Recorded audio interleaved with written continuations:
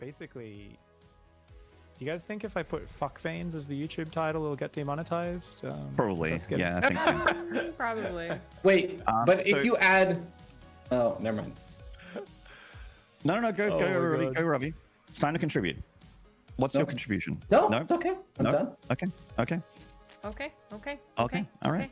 Okay. So I think it's safe to say right now that we're not going to read the whole blurb thing. I mean, if you guys want to read it, it's I'm going to put it in chat right now. Yeah, it's long, and also some of it's incorrect, I feel, or like a little bit outdated. ZVP, I would say I agree with a lot of what they said in ZVP, but I don't know about feedback being a massive change. I didn't read the whole thing yet, but let's just go through the changes from there. So we've got a new balance update. It should be live on the PTR either now or like tomorrow or something. So this post came out. So the first one is the Baneling nerf, which they already nerfed it from 20 damage versus armored units to 18, and now they want to put it down to 15 damage versus armored. And throughout all these, they want to keep the damage exactly the same versus light units. But that's a massive nerf, right? From 20 damage to 15. Is it? Yep. So one of the unintentional side effects is that Banelings now take 3 Banelings to kill. Unless the Banelings are detonated at the exact same moment.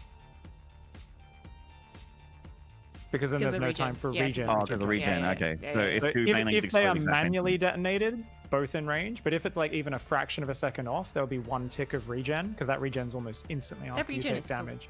Bullshit. Yeah, I actually wonder if it's interesting. I actually wonder if regen should be looked at, like if regen could happen after a certain amount of time, similar to Reaper combat drugs, but not that slow. You know how the Reaper has it keeps the same health, and then the regen kicks in after a little bit. I actually wonder if that's something that could actually help a lot with, like, you know, how they wanted to change Storm, this Baneling change as well. Like, do they need to have that single tick just to make all the maths hard for them? Like, yeah, right. Do you need that extra 1 hit point of regeneration immediately? Can't you just remove that and then all of a sudden make the maths really easy? Yeah, that's why, like, you always just do the maths with like +1 hit point, right? You're like, oh, how many hits to kill an Ultralisk? You're like, well, an Ultralisk has 501 hit point or whatever it is, right? Like, you always just, a Muta has 121 hit points. I just wonder if it's like as easy as that. Like, just make regen kick in after a second. Yeah. Or 2, maybe. You know? It would definitely help with the Storm issue that was brought up earlier. What, with Banelings always barely surviving or something? Yeah. Their last, proposed thing. I'm gonna look. I know that the 5 base damage is a huge change. Obviously, it still does the same versus light because that's the Baneling's role. But I feel like the Baneling is so massable that I actually still feel like it may need to be more or something else, because the Baneling is still the greatest thing in the game. What's changed with Banelings? Like before this patch? Yeah. What was the last Baneling patch that made them stronger? The Banelings never actually got stronger since... They're +5 hit points with Bane speed. Since so they've always been this imbalanced. Yes, but I mean, mutas, we're also, we're getting to a point where mutas are pretty good and nothing changed with them, right? Yeah, just people realizing are it. better at macroing, and the maps are bigger as well, right? So, like, as people took us 10 years to figure out how to use a Baneling. Kind of. Well, Banelings I've recently been playing on the old maps. You couldn't play the same on the old maps. They were too small, and the bases were too exposed to attacks. Like, you couldn't get 4 or 5 bases up the way you can now. Banelings were also kind of like, they were used at one point versus Protoss, as well as Ultras, and then it kind of just like went away. So I think the other, the last change to answer that, I think, was actually the hit points and centrifugal hooks or something like that. Like that's what we brought up. Yeah. Which was 2016, 2017, something like that, like early. While ago, Can I ask where you guys are talking about the 5 damage reduction? Like, because it's going from 18 to 15, right? That's 3. It was 20 the last patch. It just got nerfed from 20 to 18. Yeah. So in total, for me, I look at this and say, look, I think it'll be a bit too much, because Banelings are already a cost-inefficient unit, but I think it's easy to look at Banes and get very emotional, because it does look kind of silly when like someone just rolls 80 Banelings into like a big Protoss army from 2 or 3 sides. And obviously Artosis has been very vocal about it because they are the big thing where, I actually think he doesn't play much StarCraft 2 literally because of the Baneling. I think it's actually the answer. Does Artosis even have StarCraft 2 installed? I don't think so. I think he just likes playing StarCraft 1 more. Yeah, no, I'm kidding. I was memeing, but if you guys don't want to take it there seriously. It is frustrating to play against, but I honestly think this would just make the Ravager Baneling and even the Hydra Baneling styles so much weaker, right? To the point where I'm kind of like, wait a second, what do top Zergs do? They all play Banelings. So this is such a fundamental nerf to like the core pro style. What else is there other than a Baneling style versus Protoss, right? Roach Hydra Lurker, right? Is there anything else? Like, I guess you can play Mutas. I think you could still go Baneling. It's just that they will be less effective. Like, I still think Banelings are good. You know? Yeah, I think this might be too big, though. I think it'll be too... Like, at the moment, we still see Serral get ahead versus Trap and then kind of swarm over and look overpowering. But he's still... Sometimes you see some pretty inefficient trades and stuff like that. I feel like the Blink Stalker style especially would be insanely good if this patch goes through, because it's just so hard to deal with like that. Yeah. I mean, it only takes 2 more shots to kill Stalkers. Yeah, but it's also the 4 shots to kill the Immortals and the Archons and stuff with it as well, right? So in general, I just think like you're gonna struggle with a Baneling style to do this. Yeah. I think it really is gonna be down to like we're gonna have to see it in action, because the really frustrating thing about the Baneling is that it is just, as long as they get a good surround or a good concave, or they surprise you, which I think is more frustrating than the idea of like how much damage they directly do. It seems like it don't really matter if you have 10 Banelings or not, those extra 10 Banelings, you know what I mean? Like 20 Banelings actually seems like they might do the same thing as 30 Banelings if all the scenario is set up the same. Proper surrounds and reaction time of the Protoss is off. Right. Yeah, I see what you're saying. It's more about their ability to always get a surround because of creep, and like, you know, there's always like that timer where the Protoss kind of pushes in and ends up getting flanked and surrounded, and a few High Templar get caught by the Banelings when they're like, if the Protoss is pressuring on the edge of creep, it can look all fine, and then like the High Templar get caught by the Banes and the whole army just crumbles, right? Yeah, like I just don't know what else you would do with the Baneling, because like the one thing that I am frustrated most so was when that happens, like Parting's doing an excellent job controlling creep spread and controlling, you know, where the Banelings are coming from, trying to keep an eye on them, good revelations, blah blah blah, and then he looks away for a second, or his 2 force fields are a second late, or they're not parting, and so their force fields are always half a second later, and like 5 Banelings slip through, and suddenly it's like, oh well, they took out, you know, XYZ special unit. Like that's what's frustrating for me. They're extremely mobile for how good they are too, but obviously you can't change their speed because there's not that much of an imbalance or none at all when it comes to TPZ. And if suddenly you get them to be slower, I mean that's going to be much worse for that matchup. So right, I don't know what else you would do for the Baneling. I mean, I still feel like because they still have that same damage against light, that they kind of still fill the role of being the adept / charge lot deleter. Which is, they'll still kill sentries and High Templar in the mix as well. They're just I guess so that's a good point, right? Like they still get rid of zealots from being useful in the army. They'll still kill High Templar. They'll still set off immortal barriers. They're just going to be like really terrible versus Archons and Immortals. Where I guess the main thing is like, you know, it used to be like, oh, you get caught, and you're like, your Immortals and Archons are a bit clumped, and you're like, oh, they're actually like Banelings are okay even versus Immortals and Archons if they're clumped. Now you can get away with keeping your units in a tight little clump and go, I don't give a fuck. Like roll your Banes into my clumped Immortals and Archons, dickhead. Like they're protecting the High Templar. That's what their function is. Well, I don't want to be spreading them backwards against Banelings while also trying to wall off the High Templar and the fragile units in the back. I think making the Baneling less brain dead is fantastic. You know, because at the moment, if the Baneling can just delete everything on the ground, then why would you not make it? Like I know it can be cost inefficient for sure. But you know, when you have enough that they like the cost inefficiency doesn't actually kill you to just suicide Banelings into Archons and Immortals, so you just do it anyway. Then I feel like that's like, you know, maybe you should pull those Banelings back and let the units that are designed to get rid of those units do their job. Like, you know, I guess would be like the, you know, Zerglings if you're in up against Immortals or whatever, Hydras or whatever if you're up against Immortals, whatever, you know.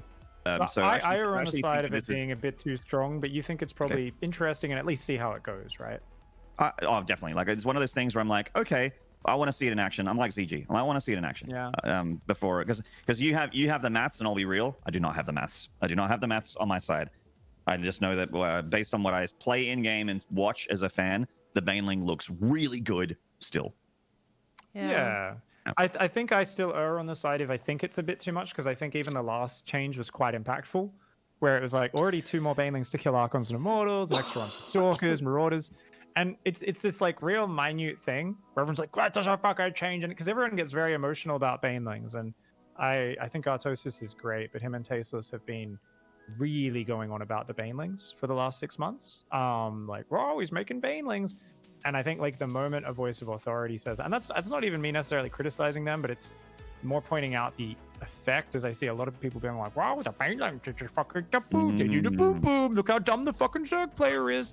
And, like, I've heard a lot of that in Twitch, not just a 20,000 viewer Twitch chat, in a 100 viewer Twitch chat, there's someone complaining about it. So I think it's one of those things where little changes like this, it's not immediately apparent. So I kind of err on the side of like the current change actually might already, like, we haven't fully seen the effects of it. I think this will go a bit too far and it'll need to be scaled back. But I'm also not like, it's too much, it's gonna be terrible. This is not Burrow Fungal. This is not that level of stupidity, which was in the game for a year and never should have been in the game. That is true, Roddy, yes. I believe you're right. 2 more Banelings to kill Stalkers, right? I just did the math on it. Yeah. Well, they literally said it in the patch note. Oh yeah, it's at the bottom there. So in summary, Pig hates Tastosis. He thinks they're washed up. Moving on. What's the next patch match now here? Yep. Fuck them. Yeah. Yep. Revelation up 5 seconds because they thought it was too hard to tag people in late game. I actually think this was a missed call from Blizzard. I actually think the fact that I actually feel like Revelation is, if you got to spam your Revelations, does 5 seconds really make a difference in that late game scenario? And maybe, I guess, but I think the idea was that it's not necessarily that 5 seconds makes a world of difference, but it's the fact that they wanted to nerf Revelation before from 30 seconds because they felt like it lasted too long. Well, that's not. Now that's you not don't have to sacrifice an Oracle every 15 seconds. You just sacrifice an Oracle every 20 seconds. Well, that's. I mean, I don't know if it was a joke or not, but that was only half the reason. I don't know anymore. Honestly, you know what? I don't know anything about StarCraft, so. Well, the thing is, this Revelation change is like mythical at the moment, because when was the last time we watched a late game Zerg versus Protoss? And that's what this is about. Kind of Protoss versus Terran, but mostly Protoss versus Zerg. I cast one recently, Stats versus Solar, split map ZVP, where like Stats actually had that big late game as Protoss army, and Solar had a late game Zerg army. It actually happened. Broodlord, Infestor, Viper, the works. Pretty rare. What map was it? Ice and Chrome. Of course it was. Okay. As Ice and Chrome, yeah.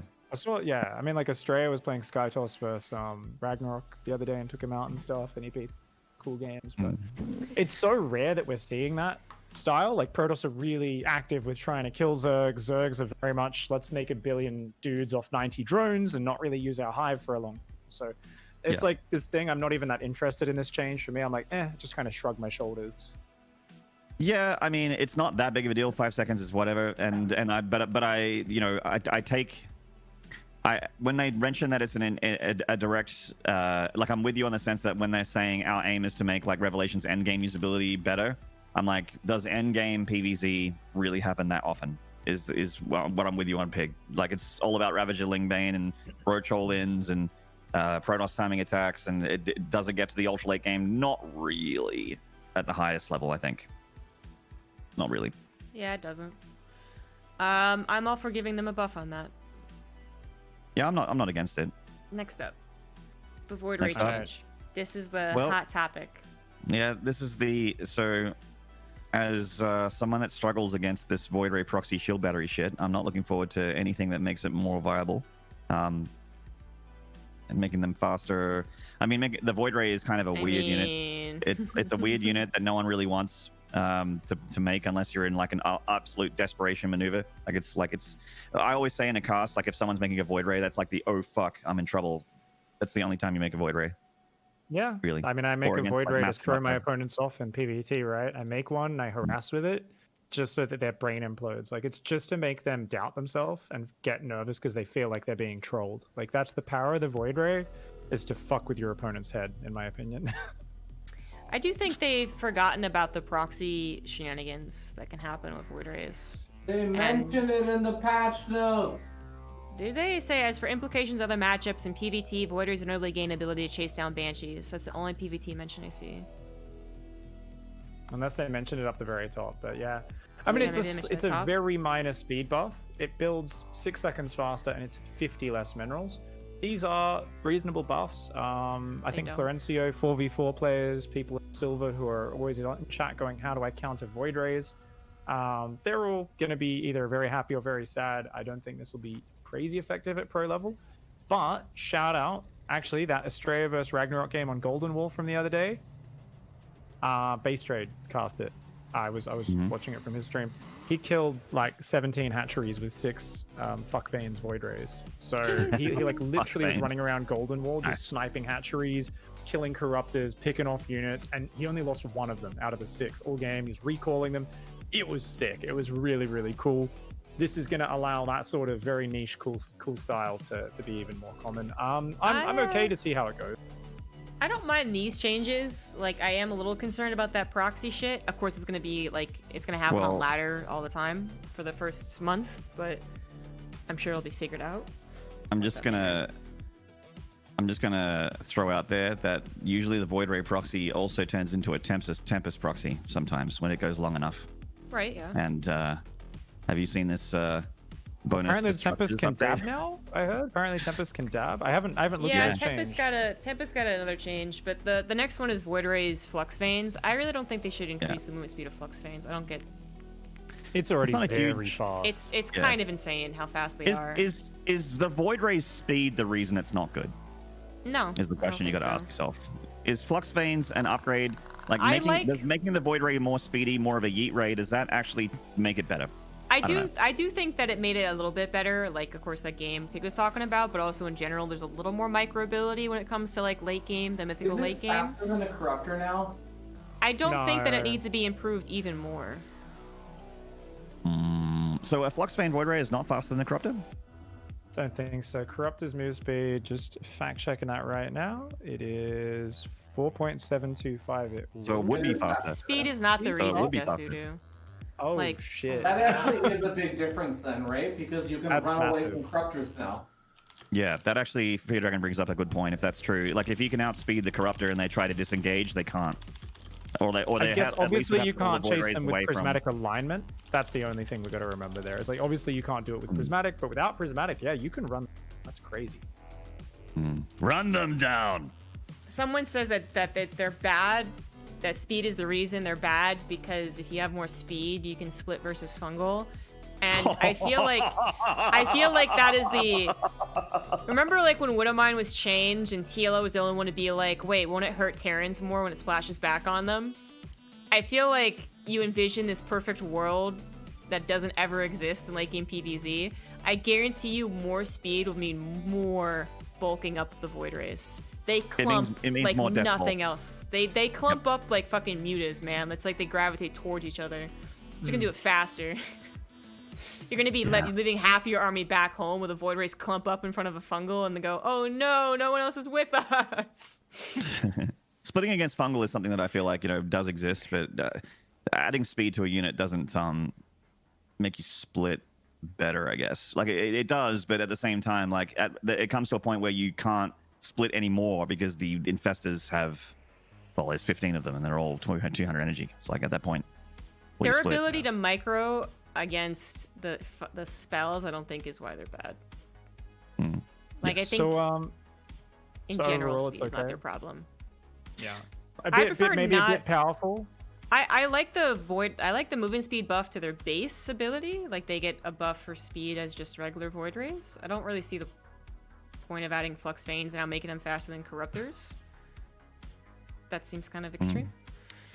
I like how you pause before specifically saying as a Terran. Now I'm trying to program you guys to fuck with you. No, this is going to slip out in the broadcast now. It's going to be like a DreamHack Masters. I'm going to be like, oh my god, the fuck veins. Oh no, I'm fired.